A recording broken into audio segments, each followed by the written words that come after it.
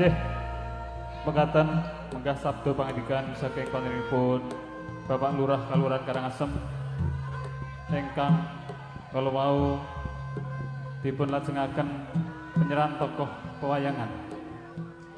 Ingkang salajengipun wekdal kula aturaken dumateng panjenenganipun Ki Gading Paukir saha rombongan.